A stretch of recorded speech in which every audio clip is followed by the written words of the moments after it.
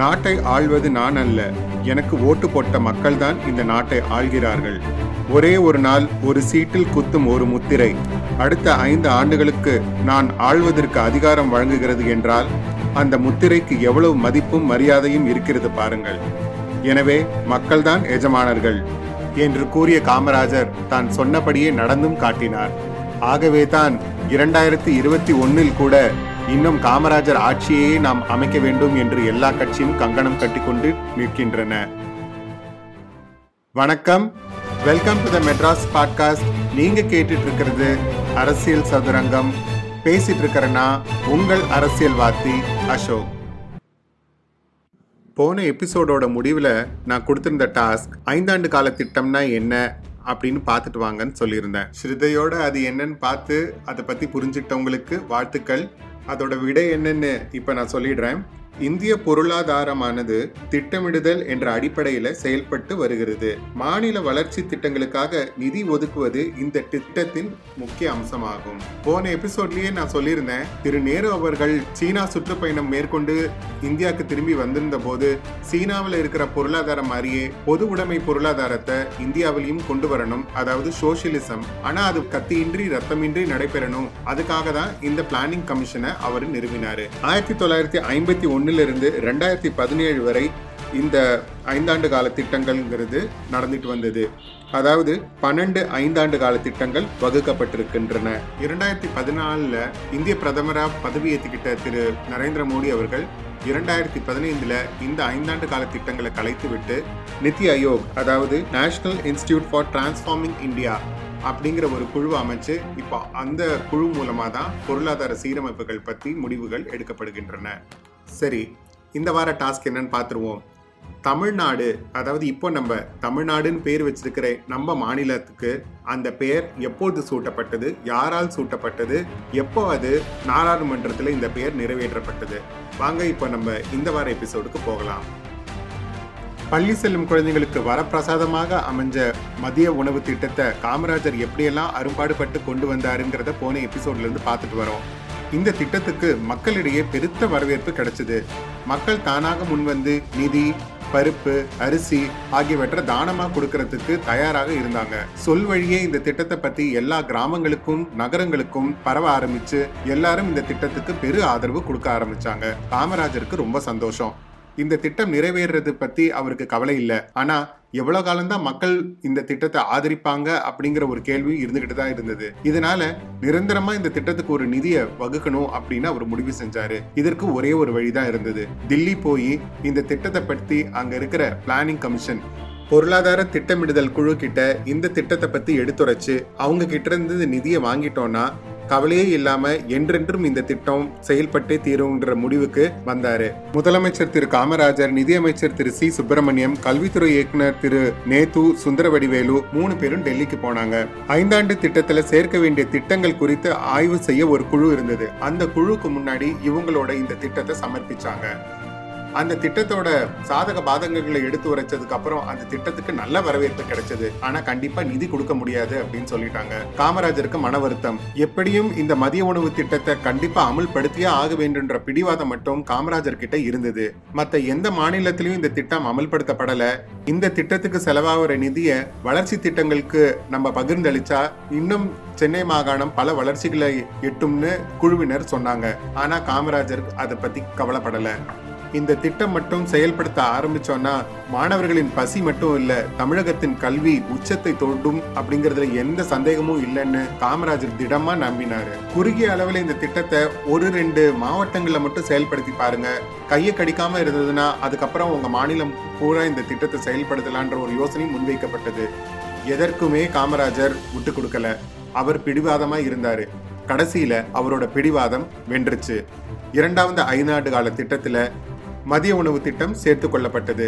காமராஜர் அவர்கள் நினைச்ச மாதிரியே மதிய உணவு திட்டம் தமிழகம் எங்கும் செயல்படுத்தப்பட்டதுனால மாணவர்களின் எண்ணிக்கை கணிசமா உயர ஆரம்பிச்சது. மாணவர்களின் எதிர்காலத்தில் மறுமலர்ச்சியை ஏற்படுத்திய இந்த மதிய உணவு திட்டம் காமராஜரோட அரசியல் வாழ்க்கையில ஒரு அசைக்க முடியாத சாதனையா இன்றளவும் பேசப்படுகிறது.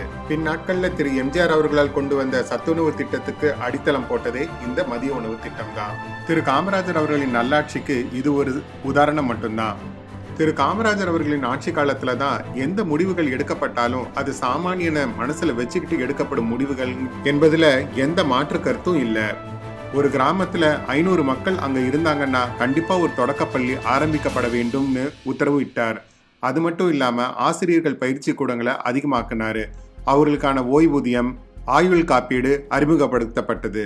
பள்ளிகளுக்கு சீருடை முறையையும் காமராஜர் அவர்கள் தான் கொண்டு வந்தாரு. படிக்கிற பசங்களுக்கு மத்தியில ஏற்றத்தாழ்வு இருக்கக்கூடாதுங்கிறதுக்காக சீருடைகள் அறிமுகப்படுத்தப்பட்டு அவை இலவசமாகவே கொடுக்கப்பட்டது. ஊராக சென்று காமராஜர் சொன்ன ஒரே விஷயம் இதுதான்: குழந்தைகளை பள்ளிக்கு அனுப்புங்க. எந்த ஒரு சொத்தும் இல்லாதவர்களுக்கு கல்வி ஒரு சொத்து. கல்வி என்ற சொத்தை பெற்றுவிட்டால் வறுமை தானாகவே அழிந்து விடும்னு காமராஜர் போற இடமெல்லாம் சொல்லிக்கிட்டு இருந்தாரு. தமிழகத்தின் வளர்ச்சிக்காக பல சாலைகள், தொழிற்சாலைகள், புது புது வேலைவாய்ப்பு யுத்திகள், பாசனங்கள், தூர்வாறுதல், விவசாயம், தொழிற்சாலைகள் மற்றும் உள்கட்டமைப்பு, அதாவது அணைகள் கட்டுதல், நீர் வளங்களை பெருக்குதல் அப்படின்னு ஒவ்வொரு துறையிலையும் காமராஜர் முத்திரை பதிக்க ஆரம்பிச்சாரு.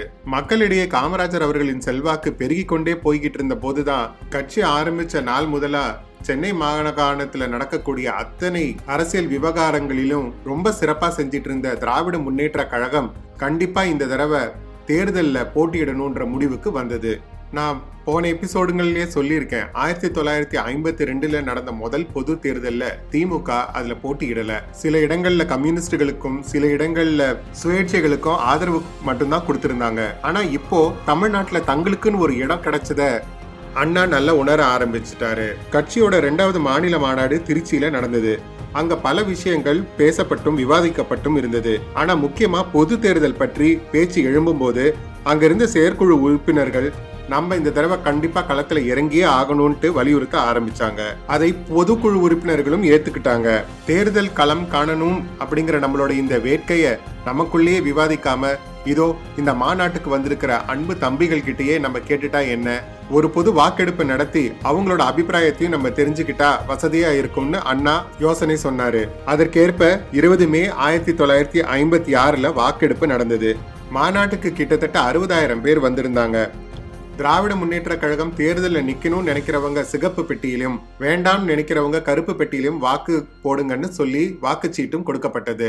தேர்தலில் போட்டியிடுறதுக்கு ஆதரவா 56,942 பேரும், எதிரா 4,2003 பேரும் வாக்களிச்சிருந்தாங்க. கட்சி தொடங்கப்பட்டு 8 ஆண்டுகள் ஆன திமுக தேர்தலுக்கு தயாரானது. சங்கரலிங்கருக்கு சொந்த ஊர் விருதுநகர் அருகே உள்ள மண்மலை மேடு கிராமம். அடிப்படையில் காங்கிரஸ்காரர், சிறந்த தேசபக்தி உடையவர். ராஜாஜி நடத்திய திருச்செங்கோடு காந்தி ஆசிரமத்தில் வேலை செய்தவர். அவருக்கு ஒரு மன வருத்தம். சுதந்திர போராட்டத்தில் ஈடுபட்ட காங்கிரசார் இப்பொழுது பதவியும் பகட்டும் அதிகார துஷ்பிரயோகத்திலும் அதிகமாக ஈடுபட்டு வருகின்றனர். அதெல்லாம் கூட ஒரு பக்கம் இருந்தாலும் முதலில் மொழிவாரியாக பிரிக்கப்பட்ட காங்கிரஸ் கமிட்டி தமிழ்நாடு காங்கிரஸ் கமிட்டி என்று பிரிட்டிஷார் காலத்திலேயே அழைக்கப்பட்டு வந்திருந்தது. ஆனால் இன்னும் சென்னைக்கு சென்னை மாகாணம் என்ற பெயர் மட்டுமே நிலைத்திருந்தது. அதை ஏன் தமிழ்நாடு என்று மாற்றவில்லை என்ற கோரிக்கை அவர் மனதில் எழுந்து கொண்டே இருந்தது. பலமுறை பல பேரிடம் முயற்சித்து பார்த்தும் எந்த பலனும் கிடைக்காததால் 27 ஜூலை 1956 அன்று உண்ணாவிரதத்தை தொடங்கினார். இதற்கு முக்கிய காரணம் பொட்டில் ஸ்ரீராமுலு. அவர் எப்படி உண்ணாவிரதம் இருந்து ஆந்திராவை தமிழ்நாட்டிலிருந்து பிரிக்க முயற்சித்தாரோ அதே போல் தாமும் தமிழ்நாடு என்ற பெயர் வரும் வரை உண்ணாவிரதம் இருக்க போவதாக அறிவித்தார். இந்த ஒரு கோரிக்கை மட்டுமல்ல, மொத்தமாக 12 கோரிக்கைகள். இந்தியாவில் ஓடும் ரயில்களில் அனைத்து மக்களும் ஒரே வகுப்பில் பயணம் செய்ய வேண்டும். வெளிநாட்டு விருந்தினர்களுக்கு ஆடம்பரம் இல்லாத சைவ உணவை கொடுக்க வேண்டும். அரசு பணியில் இருப்பவர்கள் கதர் ஆடைகள் அணிய வேண்டும். அரசியல் தலைவர்கள் ஆடம்பர செலவுகளை குறைக்க வேண்டும். இந்தியா முழுக்க மதுவிலக்கை அமுல்படுத்த வேண்டும். குடியரசுத் தலைவர், ஆளுநர் போன்ற அலங்கார பதவிகள் அகற்றப்பட வேண்டும் உள்ளிட்ட 12 கோரிக்கைகளோடு அன்று உண்ணாவிரதத்தை தொடங்கினார் திரு சங்கரலிங்கனார். அவரது உண்ணாவிரத கோரிக்கைக்கு முதலில் கை கொடுத்தது கம்யூனிஸ்டுகள். ஆனால் அவர்கள் வலியுறுத்தியது, நீங்கள் யார் கண்ணிலும் படாமல் ஊருக்கு ஒதுக்குப்புறமாக உண்ணாவிரதம் இருந்து ஒரு பயனும் இல்லை. விருதுநகரில் வந்து உண்ணாவிரதம் இருங்கள். அப்பொழுதுதான் மக்களின் ஆதரவும் அரசின் பார்வையும் உங்கள் மீது படும் என்று யோசனை தெரிவித்தார்கள். அதற்கு அவர் ஒப்புக்கொண்டார். உண்ணாவிரதம் விருதுநகரில் உள்ள முத்துமாரியம்மன் கோயில் அருகில் உள்ள மைதானத்திற்கு இடம்பெயர்ந்தது. அங்கே ஒரு சிறு ஓலை குடில் ஒன்று அமைக்கப்பட்டு அதன் மேல் காங்கிரஸ் கொடி நடப்பட்டு கயிற்று கட்டிலில் உட்கார்ந்தபடியே உண்ணாவிரதத்தில் ஈடுபட்டார் சங்கரலிங்கனார். கம்யூனிஸ்டுகளின் முழு ஆதரவுடன் நடந்து கொண்டிருந்த உண்ணாவிரதத்துக்கு மக்களின் ஆதரவும் பெருக தொடங்கியது. இது ஆளும் கட்சியான காங்கிரசுக்கு பெரும் கோபத்தை வரவழைத்தது. அல்வா துண்டுகளும் உணவு பொட்டங்களும் தூக்கி வீசப்பட்டன சங்கரலிங்கனார் முகத்திலேயே. அனைத்தையும் சகித்துக் கொண்டு உண்ணாவிரதத்தை தொடர்ந்தார். நாட்கள் வாரங்களாகின, வாரங்கள் மாதங்களாகின. ஆனால் கோரிக்கைகள் மட்டும் விருதுநகரிலேயே தேங்கி நின்றுவிட்டது. காமராஜரிடம் இந்த கோரிக்கைகள் பற்றி பத்திரிகையாளர்கள் கேட்கும் பொழுது 12இல் 10 கோரிக்கைகள் மத்திய அரசுதான் நிறைவேற்ற வேண்டும் என்று கூறிவிட்டார். மீதி 2 கோரிக்கைகள் பற்றி மௌனம் சாதித்து விட்டார். வெறும் எலுமிச்சை சாற்றை மட்டுமே 2.5 மாதங்களுக்கு உண்டு கொண்டிருந்த சங்கரலிங்கனாரின் உடல்நிலை மிகவும் மோசமடைய ஆரம்பித்தது.